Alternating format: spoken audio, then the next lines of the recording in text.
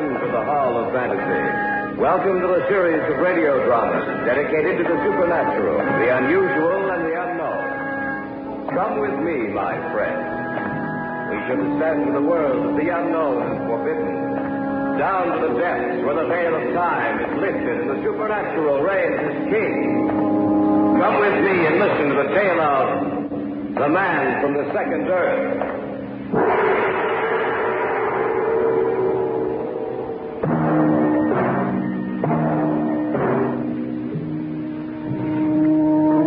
Only when we gaze out of the limitless reaches of space that we get any true perspective of man's place in the universe. Rarely do we forget the little worlds of our own making and pause to glance up at the beckoning call issued by the twinkling of other worlds far out in the murky blackness of space. Too many of us think of the stars as an indirect but very appropriate lighting system for a warm summer evening.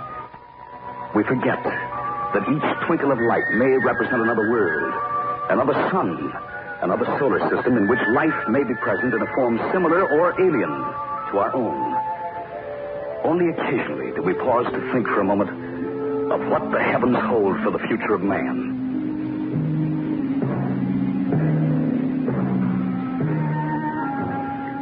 Carl Rasmussen was an associate of mine at the Research Institute. Though engaged in different fields of research, a strong friendship developed between us. Besides his work at the Institute, Carl was engaged on a project of his own, the study of the strange radio waves which emanated from various parts of the Milky Way. I didn't realize how far he'd progressed in his hobby until that day in the cafeteria. And that's the extent of the progress we've made so far in our department. I think you're doing pretty well. I guess so. Bruce, you know about my work at home. Yes, of course. Why don't you come over tonight? What's happened? You know, I've been trying to trace down the point at which those radio waves originate. Yes. Well, I've done it. You know what causes them? Yes, I do. What?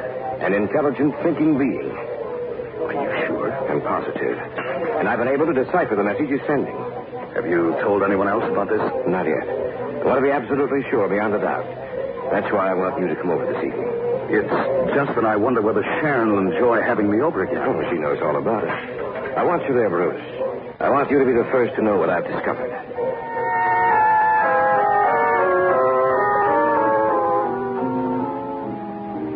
I'll go back upstairs. No, you stay here, too. Well, I thought you wouldn't. Nonsense. I want you here. You've certainly got enough equipment, Carl. All the latest. I'll put it on now. It'll take a few seconds for it to warm up. What time is it? 8:30. Well, we're right on time. I always begin receiving a signal at that time. A little more. What's that low hum I hear? That's the carrier wave. Yes, here it comes. He's a brilliant man. He's already learned our language. What does the message say? See, I will try to converse with you tonight. Stand by. How could he learn to speak our language? I don't know, Bruce. He said he was going to try, but that was about a week ago. I guess he... Wait a minute. This may be it. Thorne calling Rasmussen. Thorne calling Rasmussen. Can you answer him? We're on the same wavelength, I think so.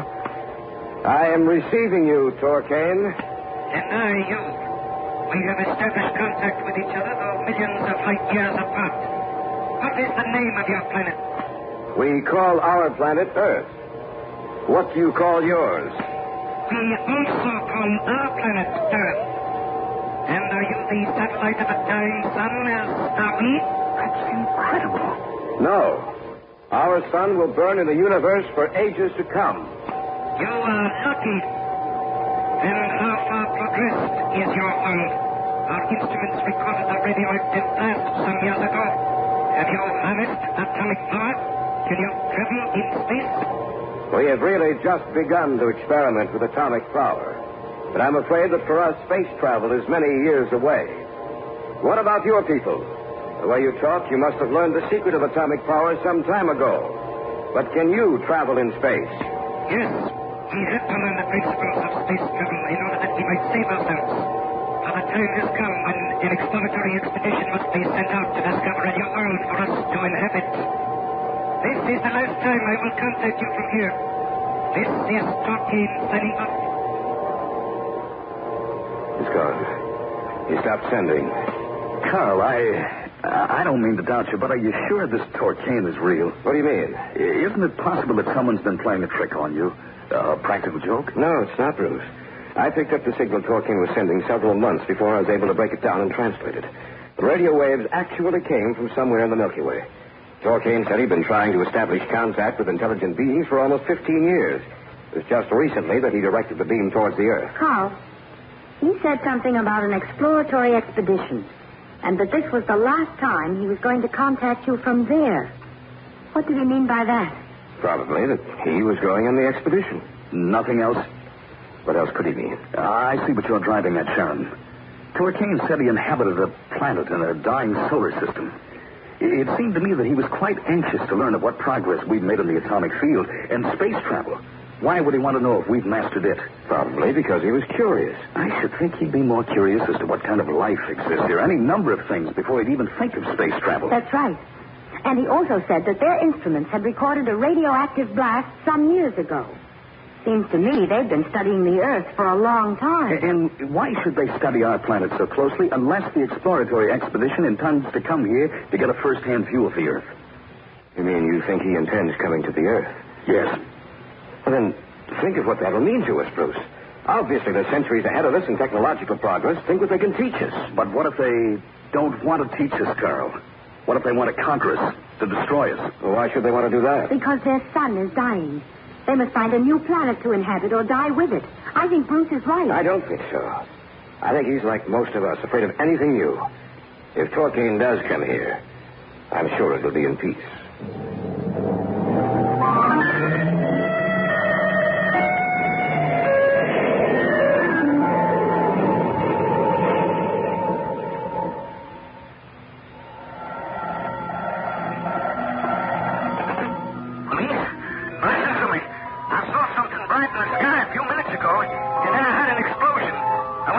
Take a look at it, and it was the craziest looking airplane I ever saw.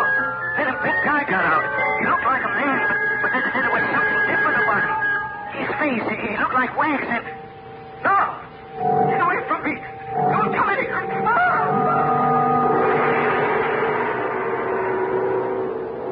We'll return to the Hall of Fantasy and the tale of The Man from the Second Earth in just a moment.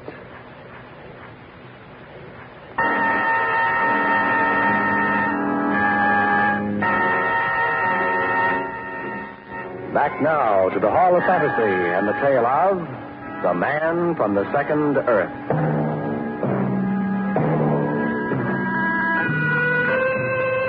It was almost 5 weeks later that the report appeared in the papers concerning the mysterious disappearance of the farmer who had called the police. The story leaked out and the newspapers carried the headlines, "Who Was It?" blazoned across their lead pages. At the time, I didn't connect the farmer's disappearance with what had gone before, but I've learned soon that there was a definite connection.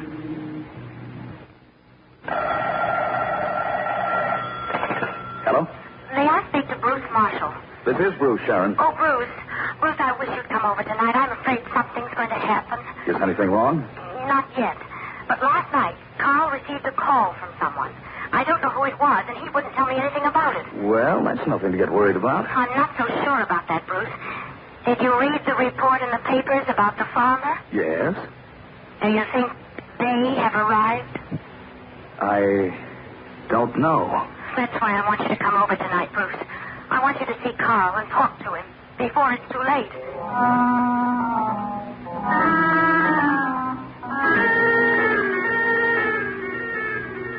Carl, who called last night? Was it Torcane? Yes. Then he did come here? 2 days ago. And the farmer we read about in the papers. Torcane said the farmer tried to kill him. He was only protecting himself. By following him into the house and killing him? The farmer's not dead. He's being held captive on the ship. Where is it? I don't know. He wouldn't tell me. The Torcane said he came in peace. He doesn't want his presence known because he's afraid it might panic our people. That's why he's had to ensure secrecy. The papers played it up big. The people will forget about it in time. Who's that? It must be Torcane. Let him in. Oh, Bruce, I'm afraid. Maybe there's nothing to be afraid of, Sharon. If Carl is right, then Torcane did come here in peace. I thought you would be alone. So did I, but they already know about you. They were with me when we spoke together. They will not mention me? I know they won't. One is my wife, the other a good friend and colleague. Then let us proceed. You look so much like us. Why should I not look like you? Our worlds are very much alike. We, too, are warm-blooded creatures who developed as you did here on your Earth. Our world is much like yours, only it is older and dying as our sun is dying. Why have you come here, Thorne? To see my friend, Rasmussen. I come in peace. So I understand. Then there is nothing to be afraid of, is there? That's right. I must ask a favor of you, Rasmussen. Anything you want. I request that we be allowed to store some equipment here in your house. That I be allowed to stay here with you. Of course. You can stay as long as you like. We can exchange many ideas, you and I, which may benefit both of us. I'm sure we can. When would you like to move in your equipment? Tonight, if possible. Can you do it tonight? I was sure you would agree to my plan. My equipment is waiting outside. We'll help you if you like. No. It is very delicate. My own people will handle it for me. Where may we place it? In the basement. Many thanks. One other thing. Yes. This does not concern you, Rasmussen, but rather your friend. As long as we remain here, I would suggest that you stay also. Why? You are a colleague of Rasmussen's. I should be interested in talking to you, exchanging ideas which may be mutually beneficial. I don't think... Please stay. All right. I'll leave now and come back tomorrow with my things. Let me know where your possessions are, and one of my people will get them for you. I should hate to have you leave us tonight. Now I will tell my people to bring in our equipment. After we are settled, I shall see you again.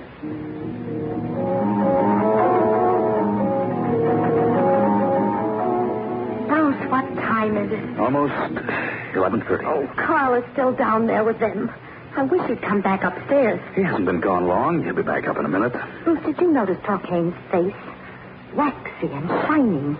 It didn't seem real. It looked like a mannequin one might see in a store. And, Bruce, maybe I imagined it, but I thought it changed while he was in here, that it took on new lines, new features while he was talking to us. Yes. I thought my eyes were going back on me, but his face did seem to change. I'd almost swear that it did. Someone's come. Oh, it's you, Carl. Yes, it's I. Anything wrong, Carl? I don't know, Bruce. Remember when Thorne first walked in here? He seemed so tall and thin.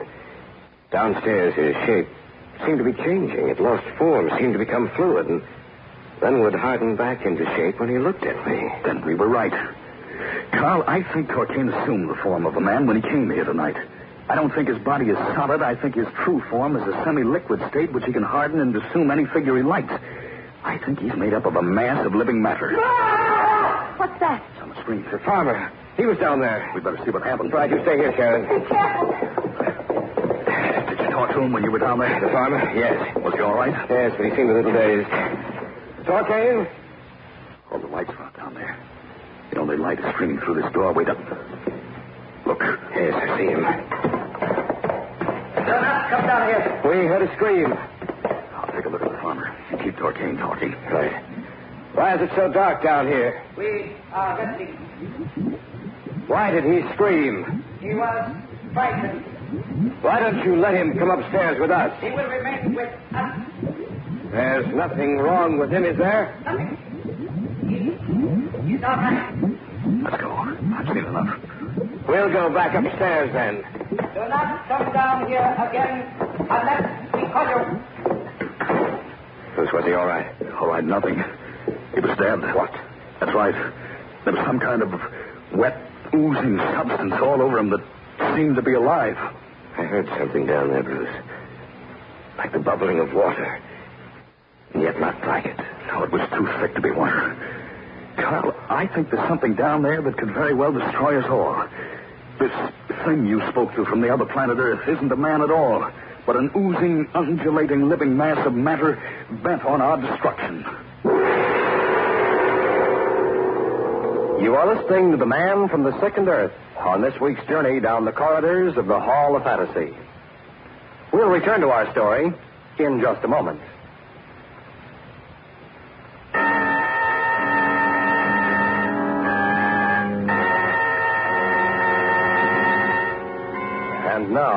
back to our story. An original tale of fantasy featuring Jim Amici, entitled The Man from the Second Earth. We stood there in the hallway beside the door which led to the cellar and the thieves that were downstairs.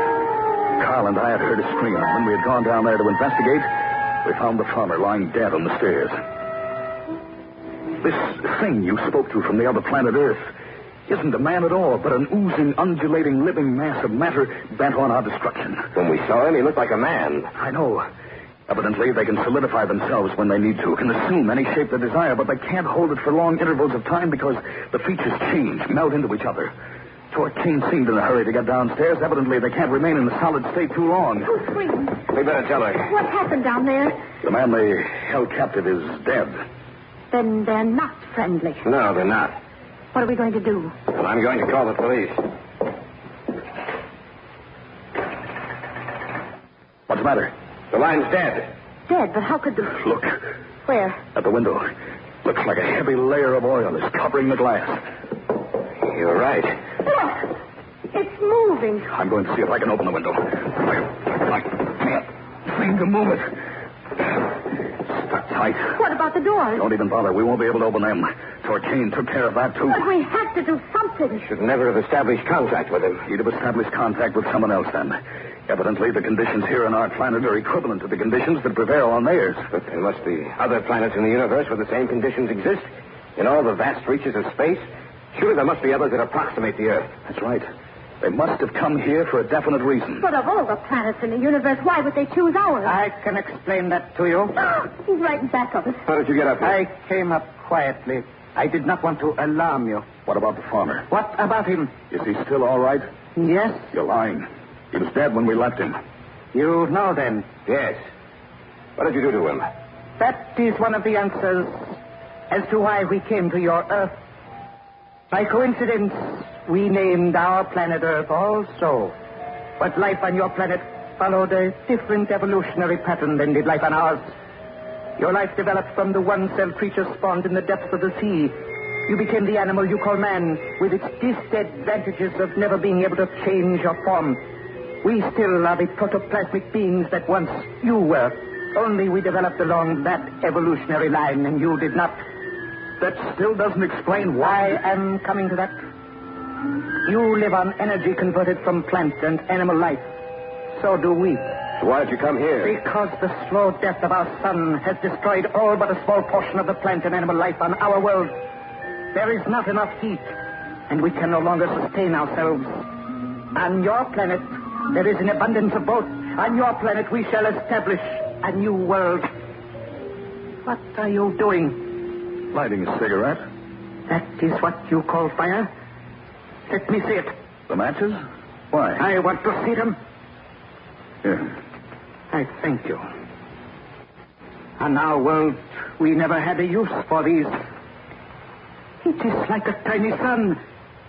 Brightly it glows and it is too warm. You shouldn't have held it so long, Kane. I do not like this thing you call fire. Look, Carl. His hand.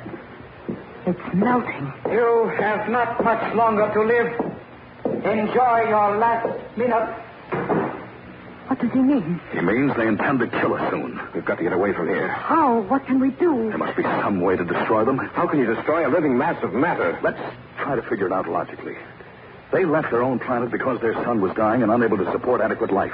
They feared the cold, for they'd freeze into a solid and be unable to move. But it's the middle of summer, and we don't have any refrigeration equipment downstairs. I know, but what's the opposite of freezing? Heat, boiling, burning. That's right.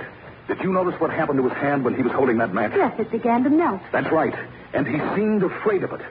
I think there are only two ways to destroy these beings. Either to freeze them or to burn them. We can't freeze them. But we can burn them. How? This house will burn. But we can't get out. We'll burn with it. Maybe not.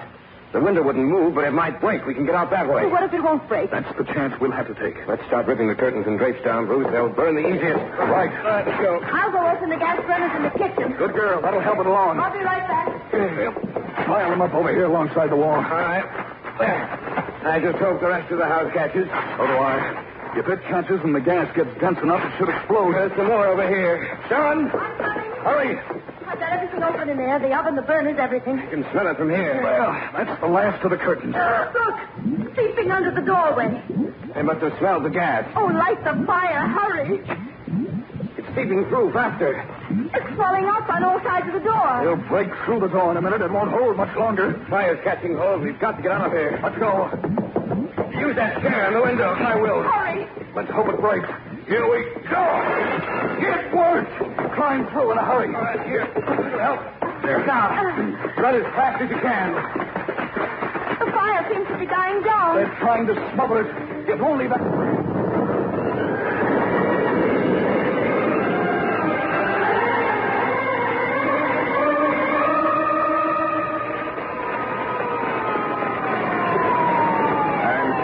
Your house, Mr. Rasmussen. Doesn't look like we can save it. That's all right. What did you have down in your basement anyway? Some chemicals? Yes. I've never seen anything burn like that before. Yeah, I'd better get back. Well, I didn't think we would. I'll never forget it as long as I live. But it's over. Yes, for a while. Who can tell what will happen in the future? What other forms of life are present in those stars you see over there? What else will come from out of the sky?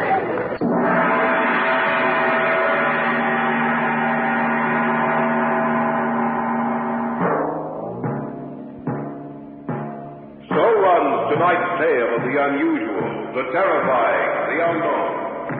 Join us again when next we journey down the corridors of the Hall of Fantasy to hear another strange tale of the supernatural. All characters and events portrayed in these programs are fictional, and any similarity to actual events or persons, living or dead, is purely coincidental.